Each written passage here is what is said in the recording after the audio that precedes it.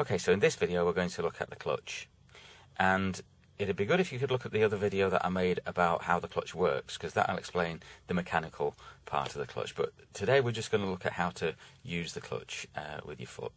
So you're going to be using your left foot for the clutch, and unlike the right foot, your heel doesn't have to stay on the floor. It can stay on the floor while you're just resting your foot over the clutch ready to use it, but when you put the clutch down, it needs to go all the way down to the floor, and you can't do that with your heel on the floor. So again, you're using the ball of your foot, and you would press all the way down to the floor as quickly as you can, because that is just disengaging the clutch plates, disengaging the drive from the engine to the wheels. So clutch goes down really fast, but when you bring it back up, it needs to be slower and smoother. There'll be a point that you reach, which is about halfway up on most cars, which is called the biting point. Now, the biting point is when the two clutch plates are just touching together and you're getting some friction, which holds the car still if you're on a hill. At that point, you're going to keep your foot still, and then as you bring the clutch slightly above the biting point, the car will move. At that point, you keep your foot still again until the car's got used to moving, and then you can bring the clutch smoothly all the way up. But you would never bring it straight off like that. It would always be a gradual movement.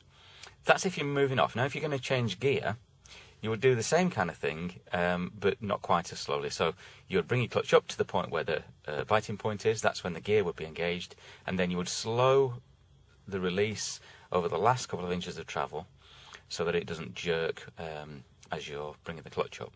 So just to go through that again, when you're changing gear, clutch goes down, and as you bring the clutch back up, you bring it up to about there, which is where you feel the biting point. You slow the movement down over the last couple of inches of travel, just to get the two plates running at the same kind of speed, and then you don't get any jerky movements. We're going to use the clutch for moving off.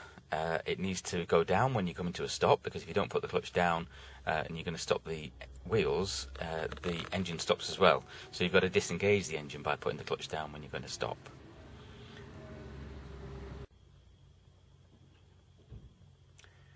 You'd also use the clutch for changing gear, and you're going to use the clutch for clutch control.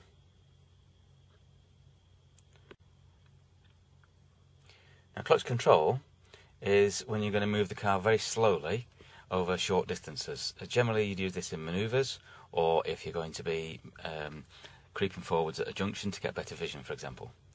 So it's only very slight movements above and below the biting point. Very, very slight movements, like a hair's width, really. This is something that people will take a long time to get used to, because it is such a fine movement. But if you get to the biting point should hold the car still, and then you bring the clutch up a tiny fraction and the car starts to move, and you put the clutch down a tiny fraction and the car slows down again. It is a very, very important control to get used to.